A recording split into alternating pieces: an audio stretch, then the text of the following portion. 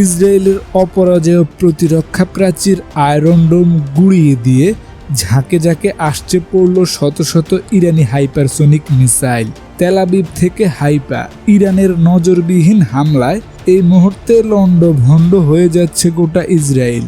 প্রাথমিক খবর অনুযায়ী ইরানের এই নজরবিহীন ও ইতিহাসের সবচেয়ে বড় হামলায় কাঁপছে গোটা ইসরায়েল। দেশটির সামরিক ও অর্থনৈতিক অবকাঠামো কার্যত লণ্ডভণ্ড হয়ে পড়েছে। আজকে ভোররাত থেকে শুরু হওয়া এই হামলায় ইরান ঠিক কী ধরনের অস্ত্র ব্যবহার করেছে এবং ইসরায়েলের কোথায় কোথায় আঘাত হেনেছে চলুন এক নজরে দেখে নেই।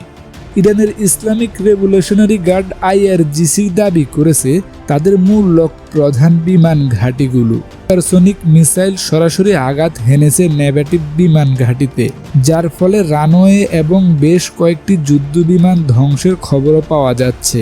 ইসরায়েলের বাণিজ্যিক রাজধানী তেল আবিবের কেন্দ্রস্থলে একাধিক মিসাইল আঘাত হেনেছে। সামরিক বিশ্লেষকরা বলতেছেন ইরান একযোগে এত বিপুল পরিমাণ মিসাইল এবং সুইসাইড ড্রোন যে ইসরায়েলের বিখ্যাত আয়রন ডোম ও ডেভিডস স্লিম সিস্টেম ওভারলোড বা অকার্যকর ক্ষমতাহীন হয়ে পড়েছে।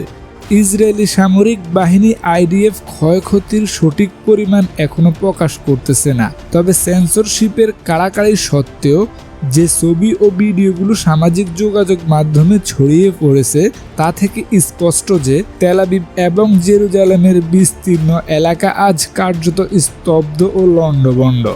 এটি গত কয়েক দশকের মধ্যে ইসরায়েলের বুকে নেমে আসা সবচেয়ে বড় বিপর্যয়। এই হামলার পর তেহরান এবং তেল আবিব থেকে পারস্পর বিরোধী ও অত্যন্ত কড়া বার্তা এসেছে। যদি ইসরায়েল বা তার মিত্র আমেরিকা কোনো ধরনের পাল্টা আঘাতের চেষ্টা করে তবে পরবর্তী জবাব আরও বিধ্বংসীভাবে দেওয়ার হুঁশিয়ারও দিয়েছে IRGC। ইরানের পক্ষ থেকে জানানো হয়েছে এটি তাদের ওপর হওয়া পূর্ববর্তী অন্যায়ের একটি বৈধ আত্মরক্ষা এবং প্রতিশোধমূলক হামলা। অন্যদিকে ইসরায়েলের প্রধানমন্ত্রী এক জরুরি বাংকার ক্যাবিনেটের বৈঠক শেষে জাতির উদ্দেশ্যে ভাষণ দিয়েছে।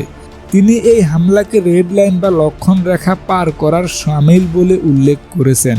ইসরায়েলি ডিফেন্স ফোর্স IDF মুখপাত্র এই কাপুরুষিকত হামলার জবাব ইরানকে এমনভাবে দেওয়া হবে যা তারা কখনো কল্পনাও করতে পারেনি। ইরানের এই হামলার পর বিশ্ব রাজনীতির তীব্র উত্তেজনা ছড়িয়েছে।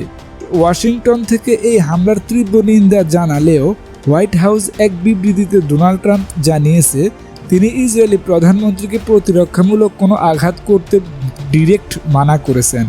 রাশিয়া ও চীন উভয় দেশে সব পক্ষকে সমঝোতা থাকার আহ্বান জানালেও মধ্যপ্রাচ্যে দীর্ঘদিনের অমীমাংসিত সংকটের দিকেই আঙুল তুলছে। তবে পরিস্থিতি প্রতি মুহূর্তেই পাল্টাচ্ছে।